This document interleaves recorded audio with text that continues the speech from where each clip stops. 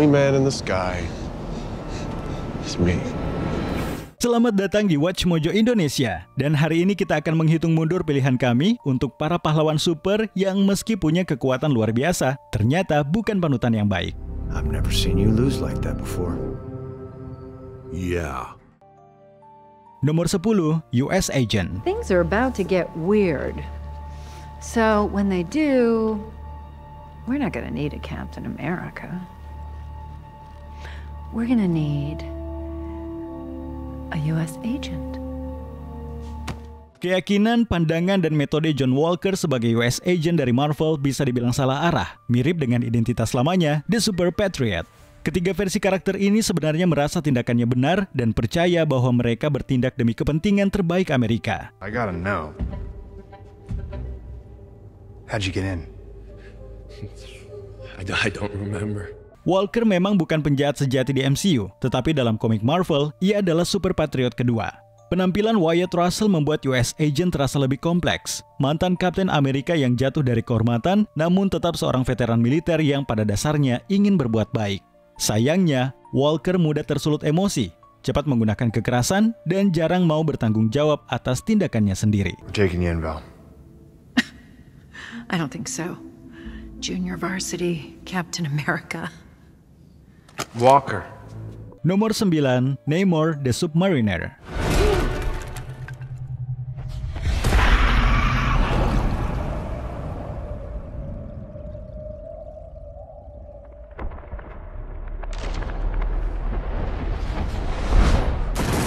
Semua orang menyukai karakter antihero, bukan? Mungkin inilah alasan kenapa Namor sang Submariner sudah eksis sejak tahun 1939. Ia adalah sosok yang sering berpindah antara pahlawan dan penjahat, terutama karena hubungannya yang rumit dengan manusia di permukaan bumi. Sebagai Raja Atlantis sekaligus mutant, Namor dikenal berwatak panas dan mudah tersulut emosi, sifat yang sering membuatnya buta akan logika. Who are you? I have many names. My people call me Akukungkan, but my enemies call me Namor. Sepanjang sejarah Marvel, Namor memang sering membantu kelompok seperti The Avengers dan The Fantastic Four. Namun sifatnya yang sombong dan keras kepala selalu membuatnya sulit menjadi panutan moral yang sejati.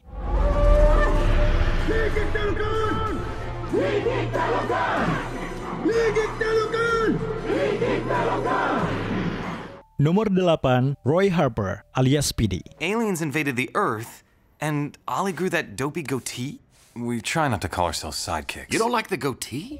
Entah kenapa, kehidupan cinta para pahlawan superfiksi selalu menarik untuk dibicarakan. Dan Speedy adalah contoh yang paling mencolok. Mantan murid Green Arrow yang bernama asli Roy Harper ini dikenal sebagai pria yang sangat genit.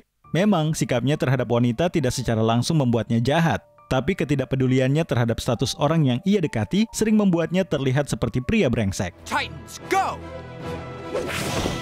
And the fact that she's hot has nothing to do with it. Di luar itu, Roy juga terkenal dengan kelihayannya melempar komentar pedas dan sindiran tajam, hampir secepat ia melepaskan anak panah. Tak heran jika banyak penggemar DC Comics menilai Harper sebagai anggota Teen Titans yang paling bermasalah dan sulit disukai. I thought I was his partner, but not anymore. Nomor 7, Booster Gold. We need you. It's about time. Not you. Him. Squeaky wheel. Kami akui, Booster Gold dari DC adalah karakter yang seperti terus dihantui oleh dosa-dosa masa lalunya. Di awal kemunculannya, ia dikenal sebagai sosok sombong yang menggunakan status pahlawan super demi keuntungan pribadi. Kepribadiannya yang penuh percaya diri dan terkesan cuek memang membuatnya karismatik, tapi juga membuatnya sulit dipercaya. Look at the reality that I've created. People are excited about a hero that they can actually see. Meski begitu, di versi-versi berikutnya, Booster Gold ditampilkan sebagai seseorang yang berusaha menebus kesalahan. Tetap egois, tapi dengan niat tulus untuk memperbaiki reputasinya yang ternoda. I thought I told you to stay on crowd control. I know, but there was this... I mean, you wouldn't believe it. It almost... forget it. Nomor 6, Hank Pym /Ant-Man. Tell me that isn't what I think it is. That depends if you think it's a poor attempt to replicate my work. Even for this group, that takes nerve. Para penggemar komik sejati tentu tahu alasan mengapa Marvel memilih Scott Lang sebagai tokoh utama dalam film Ant-Man tahun 2015, bukan Hank Pym sang Ant-Man pertama. Dalam versi komik, Pym sempat kehilangan istri dari pekerjaannya di The Avengers setelah insiden kekerasan dalam rumah tangga. Meskipun hal itu tidak sepenuhnya mendefinisikan karakternya di komik maupun MCU, peristiwa tersebut menjadi titik balik bagi ilmuwan jenius ini untuk merenungkan perilakunya. Sejak itu, Pym perlahan menebus kesalahannya dan mendapatkan sedikit pengampunan di mata penggemar. Namun tetap saja, sangat disayangkan bahwa kesadarannya baru datang setelah kesalahan yang begitu besar. Darren, don't do this. If you sell to these men, it's going to be chaos. I already have, and for twice the price, thanks to you. Nomor 5, The Comedian. Sally Jupiter's kid. You're the comedian, right? You're pretty cool in there. Ada garis tipis yang memisahkan pahlawan dari penjahat, dan di kasus The Comedian, garis itu nyaris tidak ada. Kepribadian Edward Black sekelam caranya menegakkan keadilan. Sosok keras kepala ini awalnya bergabung dengan kelompok The Minutemen untuk melawan kejahatan, sebelum akhirnya bekerja melakukan misi kotor untuk pemerintah Amerika Serikat.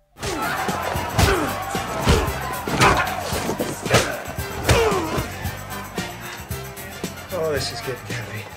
Namun ketika bicara soal moralitas, The Comedian nyaris tidak punya batas. Salah satu bukti paling kejam adalah serangan brutal yang ia lakukan terhadap rekan sesama anggota Minutemen, Silk Spectre yang pertama. Pada akhirnya, The Comedian menuai apa yang ia tabur, tewas setelah dijatuhkan dari jendela oleh Adrian Veidt alias Ozymandias.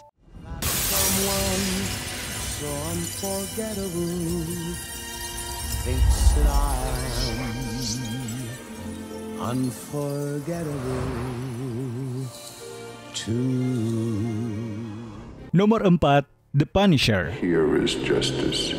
Here is punishment. Here in me. Sampai sejauh mana seorang pahlawan boleh bertindak dalam melawan kejahatan? Bagi Frank Castle alias The Punisher, jawabannya adalah sejauh apapun yang perlu dilakukan.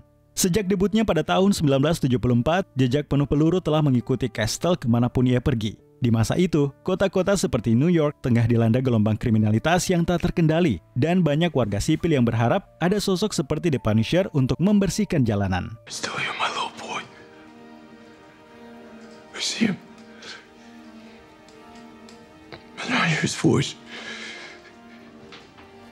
He says, "Get him, Daddy." Every last single one of them, get him. That's why I do what I do. Namun di era modern, metode brutal dan tanpa ampun miliknya justru banyak menuai kritik, terutama lewat penggambarannya dalam serial Daredevil Born Again tahun 2025. Pertanyaannya adalah, apakah cara yang dilakukan oleh The Punisher dapat dibenarkan untuk mencapai tujuannya? In certain extreme situations, the law is inadequate. In order to shame its inadequacy, it is necessary to act outside the law. To pursue natural justice. Nomor 3, Peacemaker. Peacemaker. What a joke. Ada banyak versi Peacemaker dalam asal-usul yang berbeda tersebar di dunia DC yang penuh lika-liku. Namun sosok yang paling dikenal publik adalah Christopher Smith, seorang mantan pasifis yang dulunya berjuang melawan kejahatan tanpa membunuh. Dalam versi DC Extended Universe, Peacemaker tampil lebih sesuai dengan kisah pasca Crisis on Infinite Earth. What are we gonna do about him? Hey, no! No! John Cena memerankan Peacemaker sebagai sosok patriotik yang berlebihan, sadis, dan delusional dalam obsesinya menegakkan perdamaian. Karakter ciptaan Cena ini sebenarnya punya niat baik, tapi caranya yang ekstrim dan pikirannya yang sempit justru membuatnya berbahaya, sekaligus menghibur. Iya, seburuk apapun kelakuannya, kita harus mengakui bahwa Peacemaker juga sangat lucu. Never killed a man before. Oh, you still haven't. These martial artists, they are hardcore. Their heart stops beating, they just concentrate and move a kidney up into its place. And the kidney circulates the blood through the system. No, that's not something that happens. Only the greats, just a few times. No, that's never happened ever. Nomor 2, Omni-Man. Omni-Man?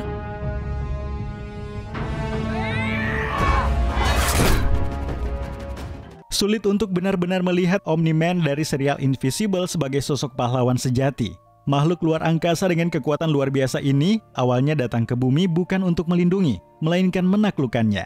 Caranya dengan membantai para Guardians of the Globe secara brutal. Meski pada akhirnya ia sempat berbalik arah dan mencoba menebus dosanya, semua kekejaman dan darah yang telah ia tumpahkan membuatnya sulit untuk dimaafkan. My turn. Kompas moral yang terus berubah dan motif yang tak pernah jelas memang membuat Omni-Man menarik untuk diikuti, tapi hampir mustahil untuk benar-benar kita dukung. I need to save them. No.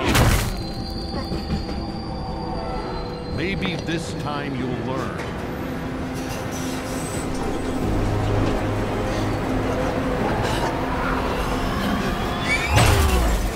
Sebelum kita lanjut, jangan lupa subscribe dan tekan tombol bel untuk mendapatkan notifikasi tentang video terbaru kami. Kamu bisa memilih untuk mendapatkan notifikasi secara berkala atau setiap kali kami mengupload video. Kalau kamu menggunakan handphone, pastikan untuk menyalakan notifikasi pada bagian pengaturan. Nomor 1, Homelander. You're not the real heroes. I'm the real hero. Secara teknis, Homelander memang seorang pahlawan super. Tapi di balik citra sempurna yang ia tunjukkan ke publik, tersembunyi sosok maniak dengan sisi gelap yang nyaris tak terbendung. Ia adalah tipe antagonis yang paling menarik, mudah dibenci, namun begitu kompleks hingga sulit untuk berpaling darinya. Go have a smoke or something, okay? I got this. Oh, and you guys. You are the real heroes. Sebagai pemimpin The Seven, Homelander berdiri sebagai simbol harapan di mata dunia. Padahal di balik layar, ia hampir tidak memiliki moral sama sekali. Hasratnya yang tak terkendali akan validasi dan pengakuan publik menjerumuskannya semakin dalam ke dalam kepribadian narsistik yang rapuh dan berbahaya. Homelander tidak menolong karena peduli. Ia melakukannya semata demi memuaskan egonya dan menikmati sorotan yang ia dambakan.